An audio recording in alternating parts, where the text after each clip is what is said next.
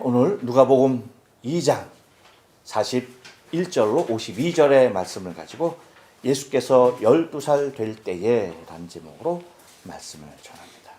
우리 다 같이 한번 인사합니다. 옆 사람과 앞 사람과 그리고 사랑하는 가족들과 함께 인사하실 때 지난 한 주간 동안 평안하셨습니까? 인사합니다. 지난 한 주간 동안 평안하셨습니까? 평안하셨습니까? 평안하셨습니까?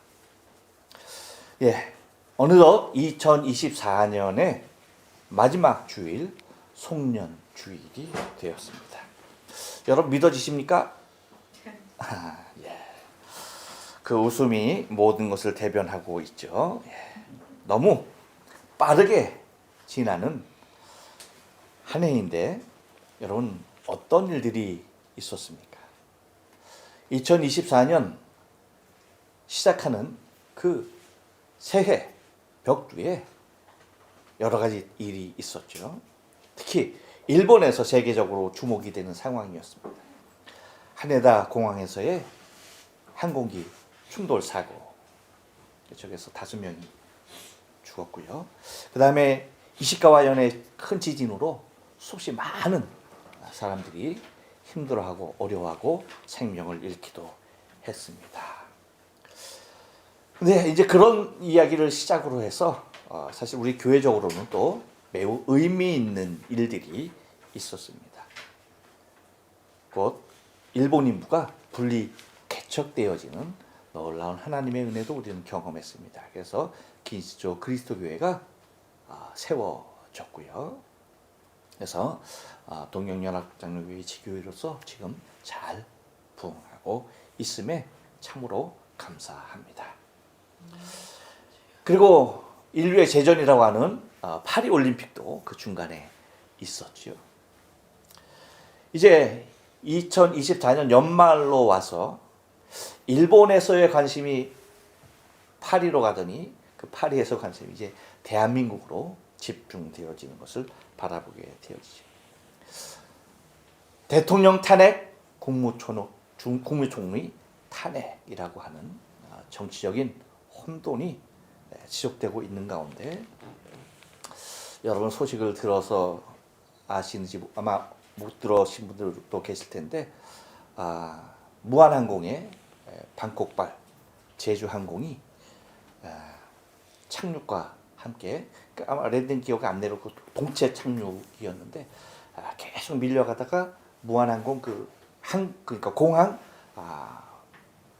공항 벽이죠. 공항 벽을 갖다가 들이받으면서 181명이 타고 있던 비행기, 지금 아마 생존으로 확인된 사람은 2명, 그리고 사망자가 몇십 명 확인되어지고 지금도 이제 그 구조 작업이 한참 중에 있는 것 같습니다. 제가 보니까 이 공항이 한 가지 제가 이제 아마 뉴스에도 이제 앞으로 대대적으로 나올 것 같아. 근데 그런 말은 안 하는 것 같더라고. 공항이 왜 그 공항을, 물론 이제 공항이라고 하는 그런 저희가 있지만 왜 그걸 갖다가 단벽으로 쳐놨을까? 이해가 안 가는 것 같아. 아마 단벽이 아니고 그냥 쫙 그냥 철망 같은 걸로 쳐놓고, 물론 아무나 들어오면 안 되니까 철망 같은 걸로 쳐놓고 저거 했으면 아마 그런 동체 착륙은 했어도 저렇게 폭발하는 사고는 있지 않았을 것 같은데. 참 안타까운 여러 가지 사고를 통해 뭔가를 늘 깨달아야 한다는 것이 안타까운 모습이 아닐 수가 없습니다. 네, 여러분, 이 모든 것이 1년에 일어났던 순식간에 지나가는 일들입니다. 그런데 여러분, 이런 사건 사고만 빠르게 지나가겠습니까? 아니죠. 인생도 이렇게 빠른데, 여러분, 인생에 있어서 기억에 남는 것은 무엇이 있습니까? 또 어느 때에 그 기억입니까?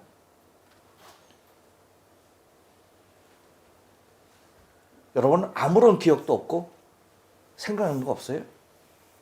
저는 제 인생에 많은 기억들이 있지만 가장 아름답게 저에게 남아있는 기억은 유년 시절의 기억이 많이 있습니다. 진달래 먹고 물장구 치던, 그렇죠? 그리고 다람쥐 쫓던 그 어린 시절 아닙니까? 눈사람처럼 커지고 싶었던 그 마음, 그 마음의 시절 여러분 아닙니까? 여러분의 12살 나이에는 여러분 무엇을 하셨습니까? 기억이 나십니까? 다 잊으셨습니까? 너무 오랜 얘기예요. 기억이 없으면 그건 여러분 너무 오래 사셨다는 거야. 이제 하나님의 부름을 받아도 아무런 문제가 없다는 거야. 저는 12살에 했던 일들이 기억이 납니다. 저는 제 동생과 나이 차이가 4살이에요. 그러니까 제가 5학년 때 김용진 장로가 아마 보고 있을지도 모르는데 저 사람이 1학년이었어요. 제가 불광 이동에 살았거든요. 제가 국민 초등학교 들어갈 때만 하더라도 저희 동네는 다 가련 초등학교로 갔어요. 가련동에 있는 가련 초등학교. 연신내시에서 바로 거기에 있는. 근데 제 동생은 불광중학교로 간 거예요. 그러니까 학교가 달랐어요. 저는 가련초등학교, 동생은 불광초등학교. 그런데 제가 무엇을 했냐면 5학년이다 보니까 이제 상급 학년이잖아요. 그러니까 도시락을 항상 싸가는 거예요. 근데 금요일, 토요일은 도시락이 없었어. 그래서 오전 수업만 하고 빨리 끝나는 거예요. 제가 여러분 착하잖아요. 웃으시는데 정말 제가 착한 사람이에요, 여러분. 근데 어떤 일을 했냐면 동생하고 제가 같은 학교였으면 아무런 문제가 없었겠죠. 제가 학교에서 기다려서 같이 오면 되잖아. 근데 동생이 다른 학교잖아. 그래서 제가 학교 딱 끝나면 가방을 탁 잡고 막 뛰어갑니다. 어디로 뛰어갔느냐? 집으로 막 뛰어가요. 그래서 제가 그 거리가 얼마 정도 되는가 한번 이렇게 지도로 한번 따져봤어요. 그랬더니 1.5km더라고. 정확하게 1.5km. 그러니까 얼음으로 약 한 25분 거리예요. 뭐 달려갔으니까 한 20분 정도면 달려갔겠죠. 그러면 가방을 갖다 팍 던져버리고 다시 집을 나와서 막 뛰는 거야. 어디로? 불광 초등학교로. 그러니까 불광 초등학교 또 열심히 뛰어갑니다. 열심히 뛰어가서 동생이 조금 늦게 나오는 날은 학교 정문에서 만났고, 그 다음에 보통 이제 오는 날은 막 뛰어가면 길에서 오는 용진이를 만났어요. 그래갖고 만나가지고 가방을 제가 들어가지고 같이 오는 거였어요. 근데 제가 착하잖아. 아니, 마음이 좀 여리잖아. 제가 제 동생 가방만 들 수가 없는 거야. 동생 가방은 들었는데 걔가 여러 애들하고 뭉쳐서 오잖아. 그러면 동생 가방 제일 먼저 저거 하고 그다음에 다른 애들 가방도 다 들어가지고 가방을 이렇게 들고 이러고 제가 집에까지 왔었던 기억이 있습니다. 그러니까 지금 그 지역이 여러분 연신내역, 그게 이제 그 연신내역, 독바위역, 그 다음에 불광역, 그렇게 세 개가 이렇게 있는데 그게 딱 가련초등학교, 불광중학교, 불광국민학교 그렇게 되는 거야. 딱 1.5km, 1.3km, 1.7km 삼각형 딱 거기를 갖다가 그렇게 다녔던 기억이 납니다.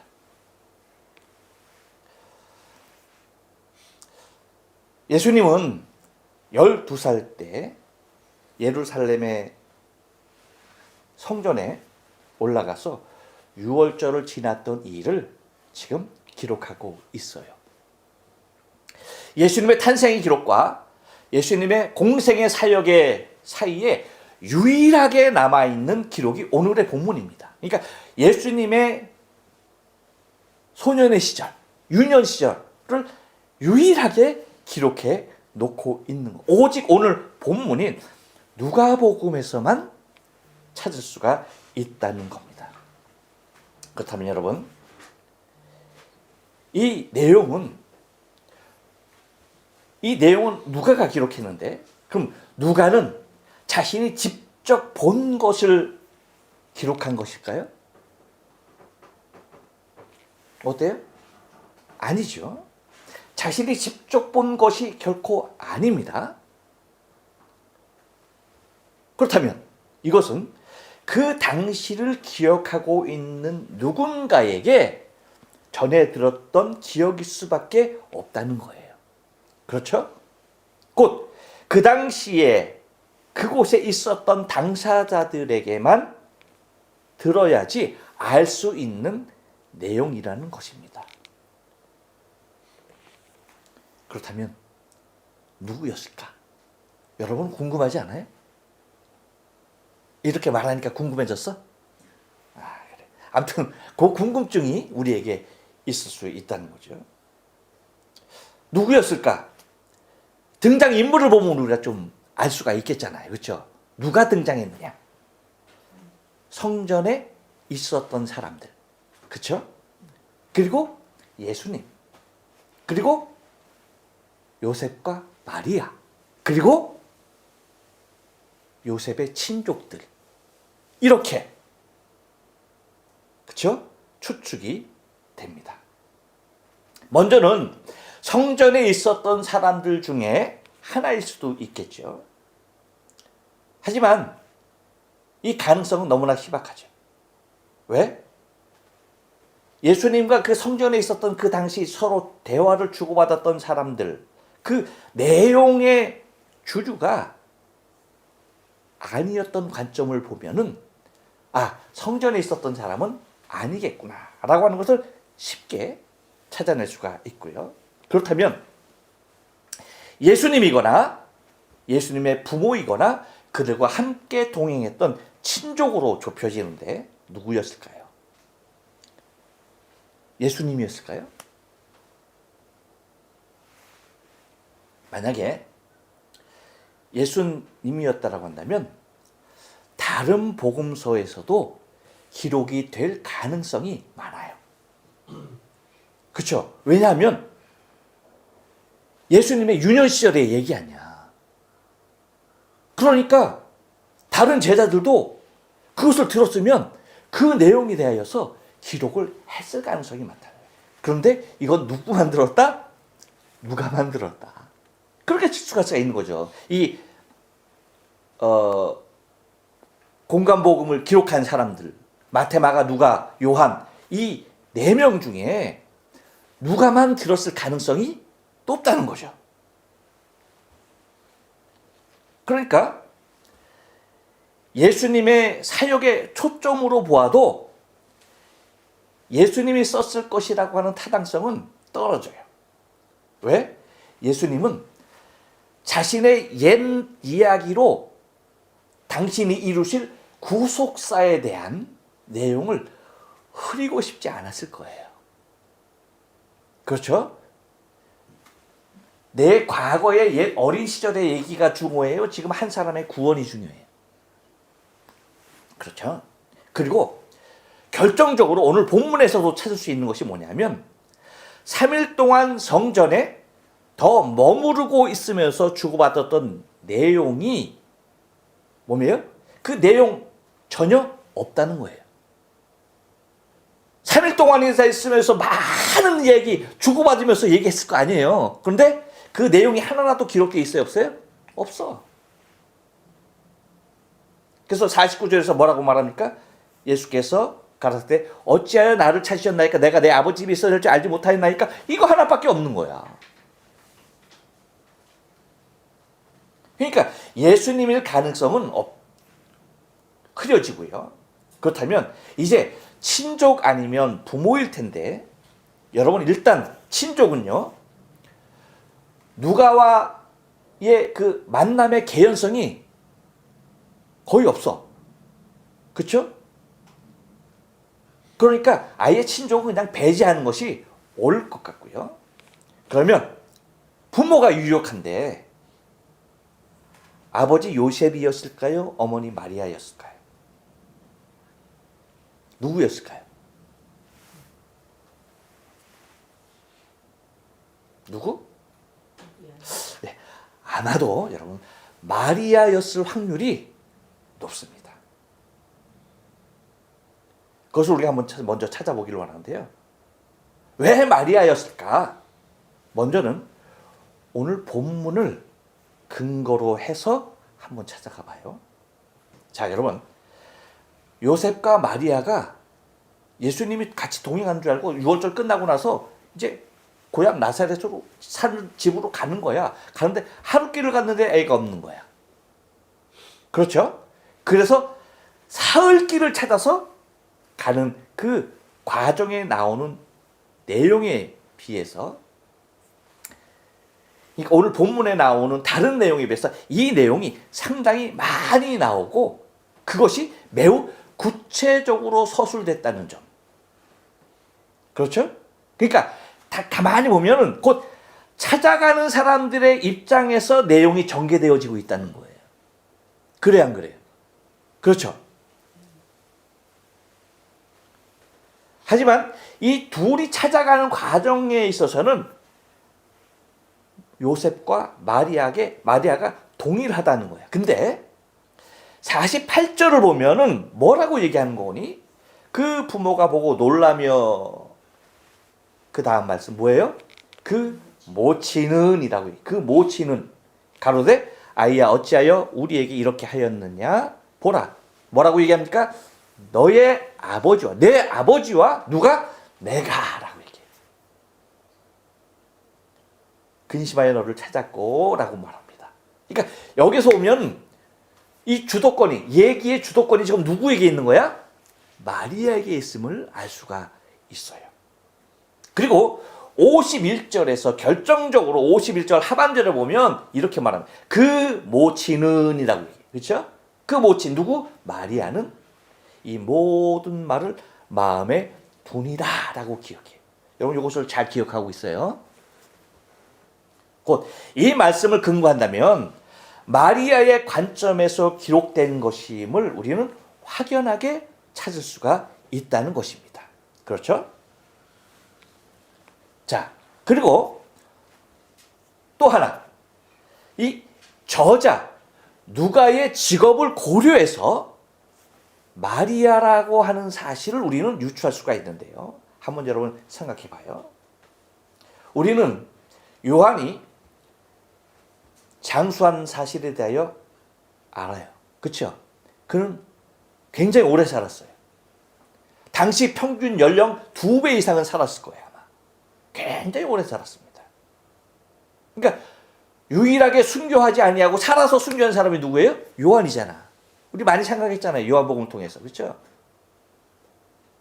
곧 그가 장수했던 이유는 그에게 주어진 사역적 측면에 있다는 사실이죠. 요한에게 예수님은 12제자, 다른 제자에 비해서 요한에게 특별하게 한 가지를 사명으로 주죠. 그것이 뭐였어요? 십자가상에서 돌아가시기 바로 직전에 자신의 모친 마리아를 요한에게 부탁합니다. 보라, 너의 어머니다. 곧 평생 요한은 누구를 모시고 살았어? 예수님의 어머니 마리아를, 이 요한이 평생 마리아를 섬기면서 살았던 것을 우리는 잘 압니다. 그러니까 마리아가 죽기까지 요한은 마리아 옆에서 평생을 어머니로 모시고 살았던 것입니다. 이 과정에 여러분 무슨 일은 없겠어요? 많이 있겠죠. 왜? 마리아에게, 사람이 늙으면 문제가 뭐예요? 여기저기 아프고 병이 찾아온다는 거죠. 곧 건강상의 문제가 마리아에게 발생했어. 그러면 요한은 그냥 가만히 있었을까요? 아니죠. 어떻게든지 그 병을 치료하려고 했었죠. 그렇다면 누구의 도움을 구했을까라고 하는 겁니다. 우리가 잘 알다시피 누가는 뭐예요? 의사였잖아. 그래서 병원에 보면 누가 의원이 굉장히 많잖아. 누가 병원이. 누가가 의사였기 때문에 누가는 요한의 요청이 있으면 달려갔겠죠. 그리고 마리아를 치료했을 것입니다. 많은 시간을 들여서 함께 치료하는 과정에서 대화가 있었을까요? 없었을까요? 있었겠죠. 그런데 그 대화가 과연 어떤 내용이었을까라고 하는 겁니다. 여러분 상상의 나를 펴보세요. 어떤 내용이었을까? 여러분 사람이 약해지면 곧 늙어가면 무슨 이야기를 되뇌게 돼요? 그렇죠. 과거, 옛날 이야기. 왜요? 앞으로 이루어가며 기대할 일들이 없어. 그러니까 어떤 얘기를 하는 거야? 과거에 있었던 일들을 얘기하는 것입니다. 그렇기 때문에 여러분 혹시 여러분 주위에 연로하신 분이 여러분을 잡고 옛날 얘기하면 이 노인네 또 그 얘기한다 라고 핀잔 주문대 안 돼? 안 되는 거야. 안 되는 거야. 아 그렇군요. 처음 듣는 것처럼 그렇게 들어줘야 돼. 네? 그렇게 하세요. 제가 여러분 늙어서 여러분에게 했던 얘기 또 하고 어제 했던 얘기 또 하고 오늘도 또 하고 하더라도 그러셨어요. 그렇게 해주셔야 돼. 아멘 안 하셔도 돼요. 나보다 먼저 가실 분들이 많은 것 같아서 아마 그래서 대답을 안 하는 것 같아요. 잘 들어줘야 합니다. 그렇다면 여러분 마리아의 옛 이야기 중에 그 중에 어떤 이야기를 마리아는 누가에게 했을까? 곧 마리아가 누워서 자신을 치료하고 있는 누가에게 그 말했던 옛 이야기가 무엇일까? 여러분 마리아의 뇌리에 빡 각인된 그 이야기가 자신의 입을 통해서 나오지 않을까요? 마리아에게 있어서 각인되어져 있던 이야기는 과연 무엇이었을까? 여러분 무엇이었을까요? 다른 건 아니었을 거예요. 곧 아들을 잃었다가 다시 찾았던 기억이지 않을까 하는 거예요. 그래 안 그래요? 여러분들은 잘 모를 거야. 나도 이 마리아와 똑같은 기억이 있어요. 지금도 기억이 생생. 아마 내가 죽기까지 절대 잊혀지지 않을 거야. 나는 잠깐이었어. 근데 마리아는 3일이었어. 저희 가족이 여행을 가는데, 그러니까 이제 부모님 계셨고 또 이제 저희 식구 있고 저기 이제 누나 식구 있고 김용진 장로 이제 식구 그렇잖아요. 그러니까 차 한 대로 안 되는 거야. 차 두 대로 이제 가는데 지금도 있잖아. 평촌동 그 당시 신도시였어. 평촌동 거기 갔다가 거기서 하여튼 뭐 잠깐 내렸어. 내려가지고 뭐 하고 다시 이제 차에 이제 이렇게 각각 이제 이게 탔죠. 그리고 출발을 했어. 그래서 이제 항상 그 차가 이제 이렇게 두 대로 가니까 무전기 이거 해갖고 다 탔냐 잘 오고 있냐 이제 그거 가고 있는데 뭔가 느낌이 쎄한 거 여러분 있죠. 근데 강이가 안 보이는 거야. 이 덩치 큰 놈이 강이가 안 보이는 거야. 그래서 야 거기 강이 있냐니까 강이 없다는 거야. 뭐야 없어? 그래갖고 차가 딱 사거리 좌회전하면서 딱 보는 순간 우리 강이가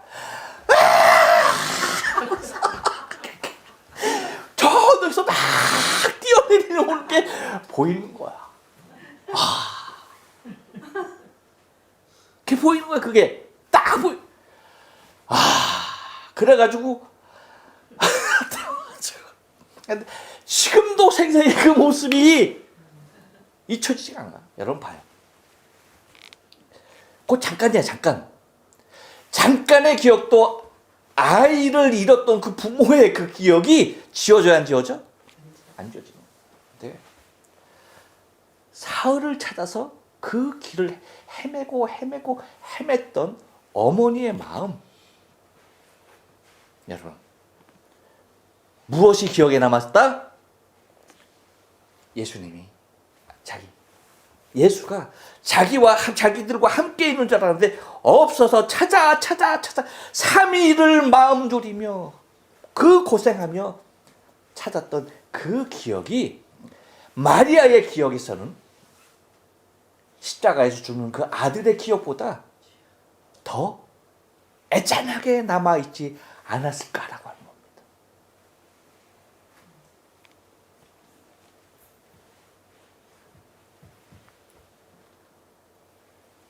그러니 여러분, 그 모습 속에 곧 마리아의 기억, 마리아가 옛일을 회상하면서 자기를 치료하고 있는 누가에게 말했던 것은 바로 오늘 이 본문의 내용. 자신의 내리에서 지울 수 없었던 그것, 곧 그것이지 않았겠는가라고 하는 것입니다. 특별히 또한 여러분, 이 모습 속에서 우리가 또 하나 찾을 수 있는 것은 뭐냐면, 자신의 아들로만 생각하고 있었던 마리아는 하나님의 아들이지 라고 새삼 다시 깨닫게 되는 계기가 되었던 그 날의 기억이지 않을 수가 없다는 거예요. 무슨 얘기인지 아세요? 여러분 봐요. 아이가 무럭무럭 막 옹알옹알 하면서 막 이렇게 자라. 여러분 그 모습이 얼마나 사랑스럽고게요. 그러니까 어머니의 입장에서는 이거는 둘도 없는 내 아들이지. 그래 안 그래요? 그런 겁니다. 그랬던 곧 내 아들이라고만 하나님께서 잉태케 한 아들이었음에도 불구하고 기르면서 무엇을 생각한 거예요? 내 아들로만 생각했을 가능성이 있다 없다? 있었던 거죠. 여러분 봐요. 46절로 48절 말씀, 사울의 성전에서 만난즉 그가 선생들 중에 앉으사 저희에게 듣기도 하시며 묻기도 하시니 듣는 자가 다 그 지혜와 대답을 기이 여기더라. 그 부모가 보고 놀라며 그 모친은 가로되 아이야 어찌하여 우리에게 이렇게 하였느냐? 보라, 내 아버지와 내가 근심하여 너를 찾았노라 라고 말해. 곧 여러분 봐요. 아들을 찾았다는 안도감과 함께 무엇이 생각날까요? 그동안 마음고생했던 것 교차하지 않겠어요? 원망, 그것이 여러분 입으로 쏟아지지 않겠어요? 그 과정이었지만 또 마리아 어머니로서 느껴야 했던 것, 곧 내 아들이구나 라고 하면서 느껴야 했던 것, 그것은 또 어떤 모습이었을까요? 성전에서 랍비들과 대화하는 것. 그래서 부모가 놀랐다고 그랬죠. 그렇죠? 그 부모가 48절 그 부모가 놀랐다라고 얘기하고 있어요. 그러니까 곧 탁월함을 보이는, 모든 대화에서 탁월함을 보이는 아들을 가진 어머니의 뿌듯함이 동시에 녹아져 있는 그 현장을 우리는 본문에서 찾을 수 있다는 겁니다. 그러니까 여기까지는 뭐예요? 마리아가 소년 예수를 지금까지 양육하면서 자신의 육신의 아들로만 인식하고 있었다는 그 생각이 매우 짙게 깔려 있다는 거예요. 그래 안 그래요? 그렇죠.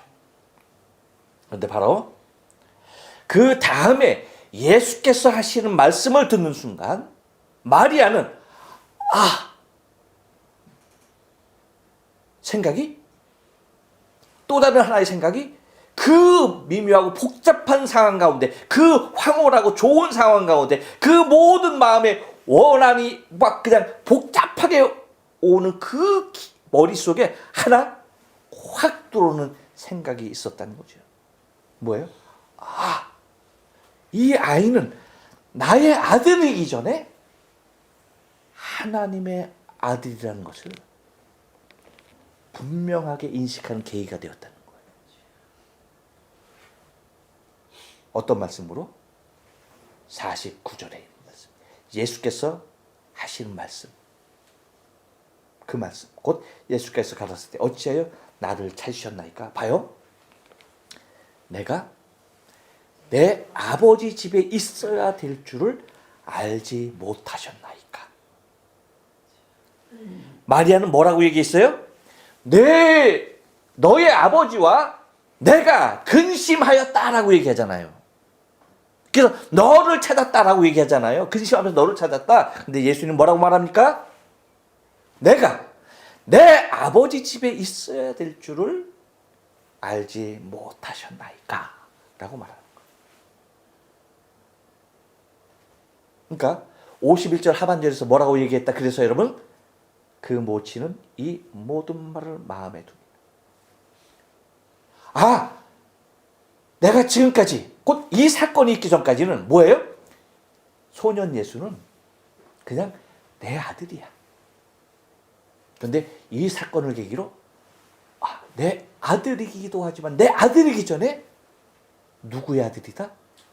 하나님의 아들이라는 사실을 그는 마음에 언젠가부터 떠나 있었던 그 기본적인 사실이 뭐예요? 마음에 확 들어오는 순간이었을 것이라는 얘기입니다. 곧 두 절의 맥락으로 보아서 마리아는 아이 예수가 단순히 자신의 아들이 아닌 전능하신 하나님의 아들이라는 사실을 인지하게 되는 결정적인 계기였을 거라고 보아야 할 것입니다. 이것을 끝으로 예수님의 소년 때의 이야기는 더 이상의 기록은 없습니다. 그리고 그 누구도 감히 예수가 하나님의 아들이며 동시에 하나님인 것을 인식하고 있었던 사람도 없었을 때에 오직 마리아가 예수가 하나님 되심을 믿음으로 드러내는 과정을 우리는 볼 수가 있습니다. 그것이 무엇이었을까요? 그것이 어떤 사건이었을까요? 그것은 다른 사건이 아니에요. 예수님께서 처음 표적을 행하신 그 자리입니다. 곧 요한복음 2장에 보면 갈릴리 가나에 혼인잔치가 벌어져요. 그곳에서 물이 포도주가 되게 하는 것이 예수님의 처음 표적이었어. 그런데 여러분, 곧 예수님의 처음 표적이니까 마리아가 됐던 그 자리에 있었던 사람이 됐던 누가 됐던 예수님께서 행하신 그 이적, 그 표적을 본 사람이 있어요, 없어요? 아무도 없는 거야, 지금. 아무도 없는 거예요. 근데 여러분 보세요. 그 현장에서 포도주가 부족한 것을 마리아가 봤어. 그리고 예수님께 말합니다. 포도주가 부족하다는 것을. 그러니까 뭐라고 시침이 뚝 뗍니까? 나와 무슨 상관이 있습니까? 라고 얘기합니다. 그런데 마리아는 거기에서 끝나지 않아요. 뭐라고 얘기하는지 아십니까? 하인들을 불러 모읍니다. 그리고 요한복음 2장 5절에서 이렇게 얘기해요. 그 어머니가 마리아예요. 그 어머니가 하인들에게 이르되 너희에게 무슨 말씀을 하든지 뭐라? 그대로 하라. 너희에게 무슨 말씀을 하시든지 그대로 하라는 거예요. 여러분, 이 말 속에 무엇이 담겨 있는 거예요? 다른 사람은 다 모르고 다른 사람은 다 믿지 않아도 예수가 하나님이심을, 전능자이심을 믿는 그 고백이 담겨져 있는 것입니다. 그래서 그렇게 됨을 통하여서 여러분 11절에서 뭐라고 기록하고 있냐면 예수께서 이 처음 표적을 갈릴리 가나에서 행하여 그 영광을 나타내심에 그 다음 맨 마지막 부분이 중요한데요. 이렇게 말합니다. 제자들이 그를 믿으니라. 뭐라고요? 제자들이 그를 믿었다라고 얘기해요. 그러니까 그 전에 믿었다 못 믿었다? 믿지 못했던 거예요. 제자로 따라다니고는 있지만 예수가 하나님이시고 예수가 메시아이시고 하나님의 아들이신 것에 대하여 전혀 믿지 못했던 것입니다. 여러분, 우리는 예수님의 12살 때의 기억을 살려 혹시 여러분 내 아들로만 생각하고 있었던 것 같이 그 마리아와 같이 예수를 곧 아기 예수로, 소년 예수로, 나의 친구로 생각하기 이전에 하나님의 아들이시며 나의 구원자이시며 나의 하나님이심을 기억해야 합니다. 그 누구도 예수에 대한 믿음이 없을 때에 오직 이 한 사람 마리아, 이 마리아의 믿음이 제자들을 믿음의 자리로 이끌었던 것처럼